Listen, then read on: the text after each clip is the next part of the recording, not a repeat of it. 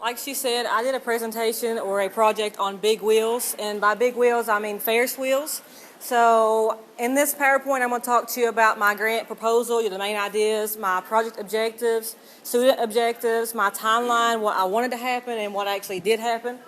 My proposal is I have 28 calculus students who wanted to extend their knowledge of periodic functions to engineering and construction of an actual big wheel.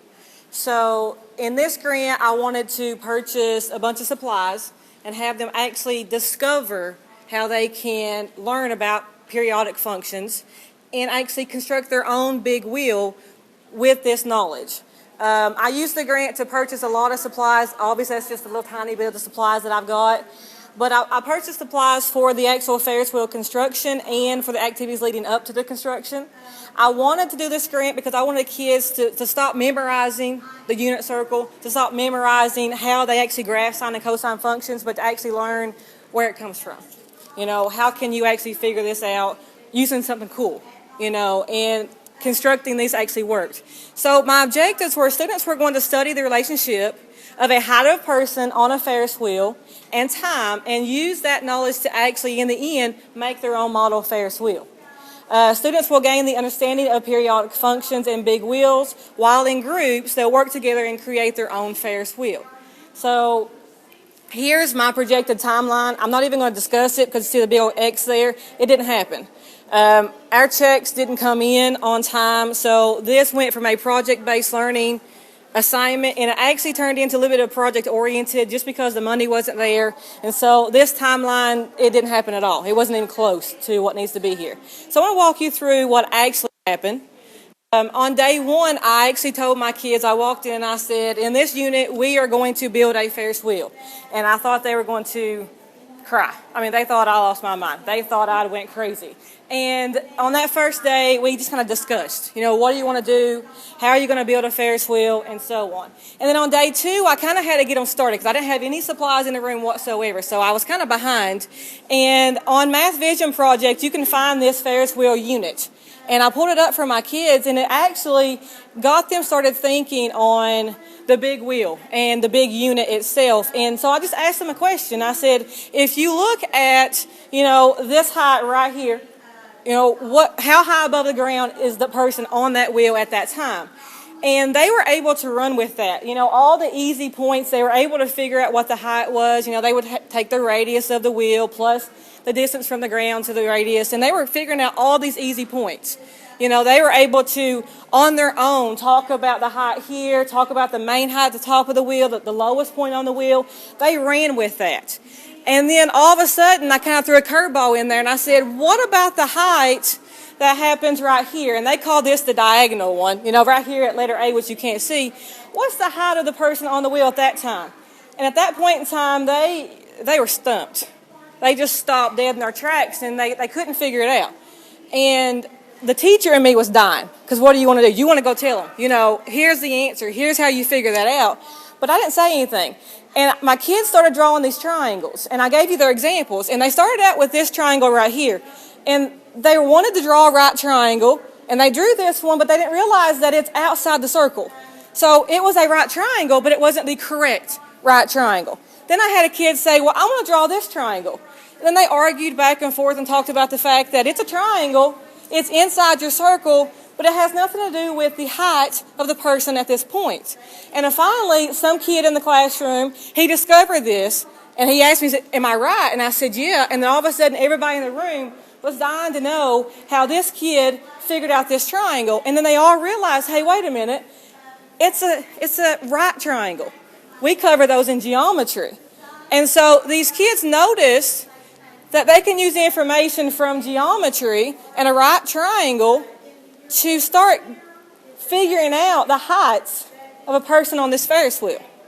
If they can use sine and figure out the height from the radius to point B and add to that the distance to the ground, they're going to get the height of the person at that weird point they couldn't figure it out yesterday. And they just started running with this. They started asking different questions. And they started making references to quadrant 1 of a unit circle on their own. Not knowing a thing about the unit circle, they started going ahead and saying, hey, if I know the height of B in quadrant 1, I can figure out the height of E in quadrant 2. And if I can figure out the height of E in quadrant 2, I can use the unit circle, and I can figure everything else out. So on day 3 or 4, I threw this picture up there on the board. And I just looked at him. I said, all the patterns you've been noticing, do you see it up here? And they were able to understand something that before I would say, memorize this. Memorize this circle. I have a test for you in a couple of days. If you memorize it, you'll be good. Without memorizing it, they already knew the patterns. They knew everything on this wheel. Now, they didn't know what these radians were. We hadn't covered that, but it prompted discussion. On this day, they started saying, what is pi up there for? Why do you have pi? Can we talk about pi? And so everything we've done was student-led. Now, on day 4 and 5, and again, I don't have any supplies in my classroom, so I'm kind of doing project-based learning that couldn't be project-based learning. And I asked them if they can create the function, if they could write the equation of the height of a person on a Ferris wheel over time. And they struggled with it, but then all of a sudden they said, well, it's just your radius, plus your center line, plus all this, angle measurements, and they figured out the equation on their own. They had never seen an equation before. And so all this stuff they're figuring out on their own, and I guess the teacher part of me kind of jumped out for a second, and I said, they're talking about it, they know about it, but can they graph it? They can tell me about this pattern, they can talk about all these heights at different times, but can they actually graph a sine or cosine function? And I noticed they couldn't. They could talk about it, they could write about it, but they still haven't grasped the concept. And so I pulled out something I call the spaghetti activity, and they knew the unit circle, and they used the unit circle to actually, and spaghetti noodles, to find the heights of those triangles they've been talking about for the last couple of days. And they take those heights on those triangles, and they put them on a coordinate plane, which they create, and they notice that the height of those triangles actually creates the sine graph. And they use this activity with noodles and spaghetti string, and we did it not only for the sine graph, we actually went a step farther and used the same activity to come up with the cosine graph. And so these kids that were struggling to understand something that before I'd made them memorize are actually understanding it conceptually where this graph comes from. Usually when you ask them to graph a sine and cosine function, they just memorize it's here, then here, then here, then here. They don't understand where it comes from. And so with that activity, they could figure it out.